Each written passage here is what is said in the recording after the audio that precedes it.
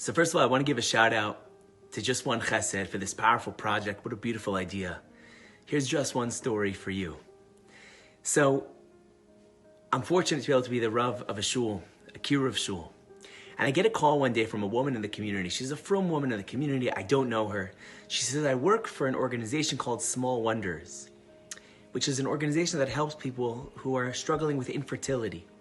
And she said, I was working with this one woman, and I'm here to just be a caseworker. But at the end, I said to this woman, what's your Hebrew name? I'll daven for you. And the woman, who wasn't religious, we'll call her Amanda, she says, Hebrew name? I don't have a Hebrew name. She said, you don't have a Hebrew name? Well, maybe we can get you one. She said, okay. So she says to me on the phone, she says, so I'm calling you because I met this woman, Amanda, and she needs a Hebrew name. Can you help her? I said, I guess so. Have her call me. So one day I get a call from Amanda, and before I know it, I'm sitting there together with Amanda and her family, her and her husband. And she's telling me about her story. And she says, yeah, so I don't actually have a Hebrew name. So I begin to tell her the importance of what it means to have a Jewish name. I tell her about the power of Sarah, Sarai becoming Sarah, about Avraham becoming Avraham, about how when we change a name, we can change an identity, we can change a destiny. And she's moved, and she says, let me give it some thought. A few weeks later, she comes back to me. She says, I've been doing some research. I've been looking into it. And I think I've decided on the Hebrew name that I'd like to have. I said, beautiful. A few weeks later, she joins us in shul one morning after Kriyas HaTorah. I get up, and I do the traditional Misha Berach that we say, the prayer that we say, the tefillah that we say for someone when they have a new baby girl. V'yikra Shma b'Yisrael, and we're going to call her name, and we give her a name, Penina. And there she is, after years of marriage, after years of not being able to have a child. And we give her Hebrew name. And now, everyone starts davening for her, starts davening for Penina.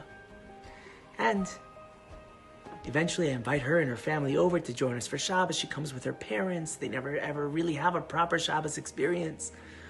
We're having Shabbos together. She's growing, she's learning. Her family's getting more involved. And a few months later, she calls me up to tell me, I'm expecting. After years and years. And there we are, 6 months after that. And she's standing in shul. And I'm giving another Misha Berach.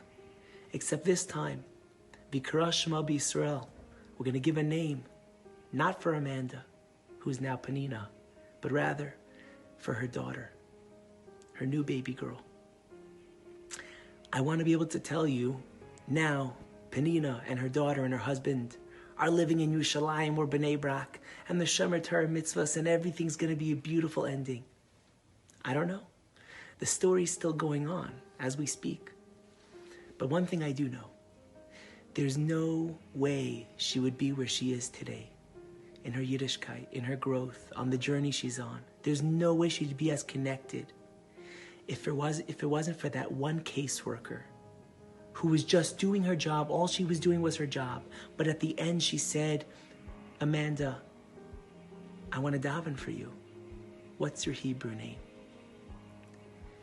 We see the power of that one little chesed, that one little thought. Can I daven for you? Can I go the extra mile? We should remember the power. You never know when you go that one extra mile to do that one extra chesed, the difference it could make in someone's life.